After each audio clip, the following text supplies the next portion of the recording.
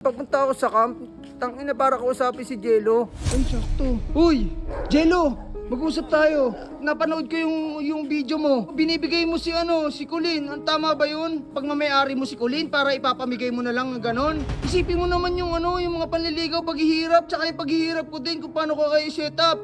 Kasi yun yung gusto niya eh. Sabi niya sa akin, hindi niya na ako mahal eh. Doon siya masaya eh. Mag-isip ka nga, Jello. Masaya sa sa'yo. Hindi ko alam kung tanga ka, magtatanga-tangahan ka. Alam mo naman yung nararamdaman nun eh. Tsaka mo ako kausapin pag maayos ka na. Bunsoy!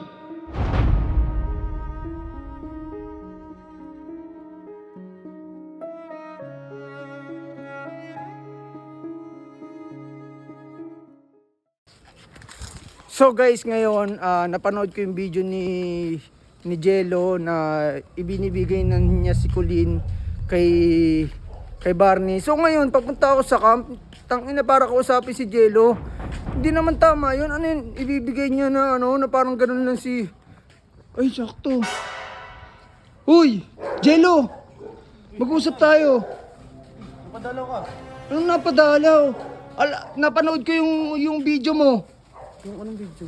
Anong video? Yung binibigay mo si Colin. Ang tama ba yun? Nabihan ko na rin siya dun eh. Makulit siya eh. Kasi napag-usapan na namin na tigil mo. Siya naman nag-decision yun eh. Eh, ganun lang yun. Pag sinabing tigil na, titigil ka. Hindi, alam mo naman yung pinaghirapan natin eh. Mahigit 1 taon tayong pinaghihirapan mo makuha yung niya. Yung pinaghihirapan... Tangina lo. Isipin mo naman yung yung mga panliligaw, paghihirap, tsaka yung paghihirap ko din kung paano ko kayo set up. Ayun ako yun sa'yo. Kaya nga di ako nagpapakita sa'yo kasi nahiya din ako sa'yo. Oh, huwag ka sa akin mahiya. Kay Colin ka mahiya. Ano yun?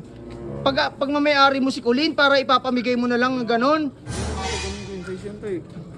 Inisip mo ba yung mararamdaman niya? Inisip ko naman yun. Oh, eh bakit mo ibibigay? Kasi yun yung gusto niya eh. Sabi niya sa akin, hindi niya na ako mahal eh. No, magpakalalaki ka naman. Pag sinabi bang itigil na, titigil ka. Oo, para sa ikakasaya niya.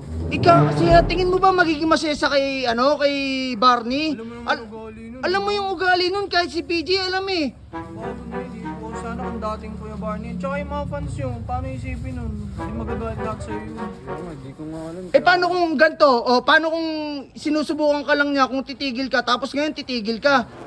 Tingin mo anong mararamdaman ni Colin nun? Na isang sabi niya lang na susuko ka kagad. Kasi Quincy, parang wala naman din kasi siyang plano eh. Hello, magpakalalaki ka nga. Isipin mo nga yung sinasabi mo.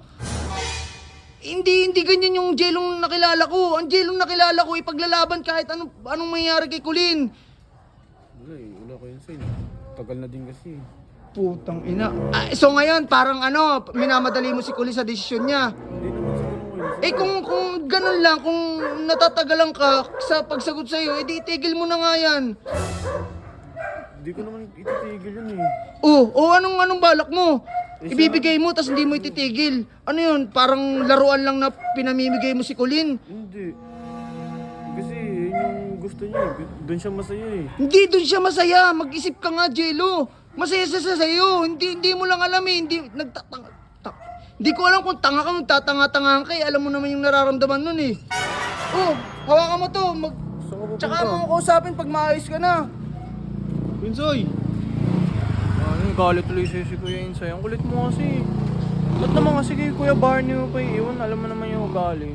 Eh, kasi doon PJ, ayun kasi yung nakikita ko na siya masaya doon eh. Kaya, inayaan ko na lang muna siya. Hindi yun masaya doon, napipilitan lang. Nakita mo, di ba sinaktan ni Barney yun? Paano magiging masaya doon? Hindi ko naman kasi alam kung ano yung balak niya eh. Malay mo. Hindi ko din alam kung anong plano niya. Wala, anytime pwedeng saktan yun ni Barney pagka iniwan mo yun sa kanya. Ikaw bahala dyan. Anong gagawin ko? Ikaw, kausapin mo kasi si Colin, hindi naman pag sinabi yun na ayaw niya na, wala na talaga yun. Kausapin ko na lang muna sa kanun. Tara, dito muna tayo sa bahay. Nagalit pa tuloy sa akin si Quincy guys. Sige,